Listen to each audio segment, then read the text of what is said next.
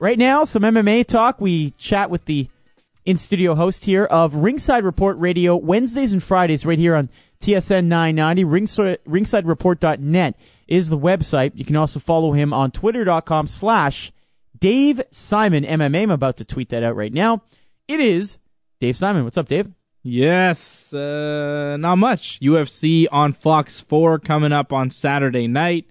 Couple light heavyweight bouts that could serve as finding out who the next number one contender will be. Mauricio Shogun Rua taking on Brandon Vera this Saturday night in Los Angeles, August the 4th.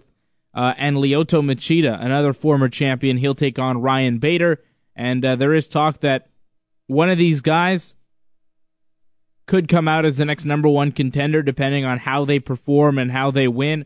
But Shogun, Brandon Vera, Machida, and Bader all have a shot on Saturday night to come out as the next number one contender to face the winner of Dan Henderson and John Jones for that UFC light heavyweight title, the Jones-Henderson fight going down on September the 1st. Is Fox hyping this one up?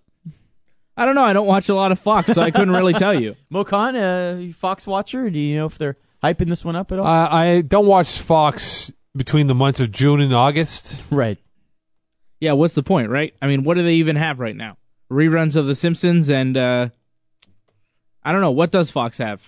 I don't watch anything on Fox. I guess they have sports once in a while. They have and Cops. The Saturday baseball. Yeah, they have America's Most Wanted still, I'm sure. Cops, yeah. Baseball and football. Yeah, and The Simpsons. That's pretty much what they're good for. All right. Yeah, so I don't know. I don't know how they've been hyping it. I hope that they've been Are you looking hyping forward to it? well. Is this one? Yeah. But then again, does Dave Simon ever say, yeah, I could skip this card? No, exactly. Exactly. It doesn't really happen, but I think, this card is interesting because there is a potential of finding a new number one contender for the light heavyweight championship. These guys are some of the top light heavyweights in the world. It's kind of a weird matchup with Shogun and Brandon Vera. I don't think Vera is in the top 10, and Shogun, I have it number 3 on the planet. As far as light heavyweights go, I think that it's a bit of a mismatch. I expect Shogun to go in there and beat Brandon Vera, Lyoto Machida, and Ryan Bader as well. I think that's more of a closer matchup. I think it's a real interesting matchup stylistically. You got the wrestling of Ryan Bader. He's got the ability to put Lyoto Machida on his back. We haven't seen a lot of people put Lyoto there, so I think it'll be interesting to see how Lyoto reacts to the takedown, how his takedown defense is, and at the same time, Lyoto's got great striking, the karate background, and, he's a Brazilian, and he's got a black belt in jiu-jitsu. And we just don't see him. And he's a name. He's a name that people want to tune in for. Yeah, I mean, he's a former light heavyweight champion, so Machida is definitely one of the best in the world. I don't see Machida coming out of this, no matter how impressive he beats Ryan Bader. I don't see him going out and getting a title shot, especially if John Jones beats Dan Henderson, simply for the fact that Machida fought John Jones in 2011 and was choked out. As a matter of fact, all these guys that I'm talking about that will be fighting on Saturday night, they've all lost and been finished by the UFC light heavyweight champion John Jones. All 4 of them, which is, pretty impressive.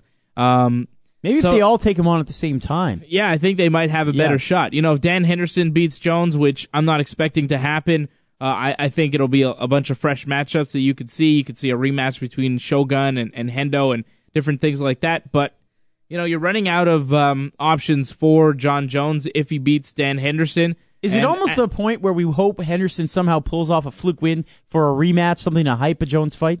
I don't know. I mean, I don't know what the UFC is hoping. I think that either way it works for them. I mean, if you get Dan Henderson victorious, then you can have a rematch with Henderson or whatever, different fights with Hendo down the line. But if John Jones wins, I mean, you have your franchise player continuing on that streak of just being undefeated, unbeatable, and crushing every single opponent in his path. So I think that, John Jones will most likely beat Dan Henderson, but going forward, I think that a rematch with Shogun would make sense. If Shogun beats Brandon Vera and is impressive there, I think a rematch would make sense. Jones did beat Shogun for the UFC light heavyweight title. He's the guy he beat to win the championship in March of last year. So I think there are a couple matchups there, but we really are running out of opponents for John Jones, and that's when maybe you start looking at guys in Strikeforce, guys around the world, that you bring into the UFC. They have a couple new guys on that light heavyweight roster that are looking good. A Canadian guy, Ryan Jimmo, a week ago in Calgary, looked really good. Glover Teixeira, a real tough Brazilian now in the light heavyweight division. So there are these contenders coming up. But as far as the immediate future, there's not a lot of options out there for Jones other than, a potential rematch against one of these guys fighting on Saturday night on Fox. Dave Simon talking some MMA with us here on the program. RingsideReport.net is the website. Dave, Canadian, the young Canadian there. Speaking of Canadian, any Canadian angle news here in terms of MMA, whether it's with the UFC or otherwise? The UFC did a press conference in Toronto this past week. They're getting ready for their September 22nd show, UFC 152 in Toronto. We have the big triple main event set. The main fight will be for the first ever crowning of the UFC flyweight championship. It'll be Joseph Benavidez taking on Demetrius Johnson in the main event there. You'll have Michael Bisping and Brian Stann fighting in a middleweight matchup, and the return of BJ Penn, who'll take on a Canadian fighter in Rory McDonald, who lives and trains here in Montreal, though originally from British Columbia. Rory Mack is looking like the next GSP. He's looking like the next guy to be the number one welterweight in the world. He is very, very impressive, and a win against BJ Penn in Toronto would do a lot for his career. I tell you, I think Rory McDonald will be the UFC welterweight champion at some point. I don't think he'll ever fight George St.Pierre for it, but I think he'll be a champion either at welterweight, maybe a different weight class. We'll see what happens there with Rory McDonald, but he's got a big fight in Toronto in September with BJ Penn, and that's coming up soon, right? I mean, we're almost through in July, go through August, then we'll hit September, and some big fights in Toronto, and then November here in Montreal, UFC 154 on the 17th of November. Any more details on 154 yet? Still too early? Yeah, it's still a little bit early. We don't really know what's going to be on that card.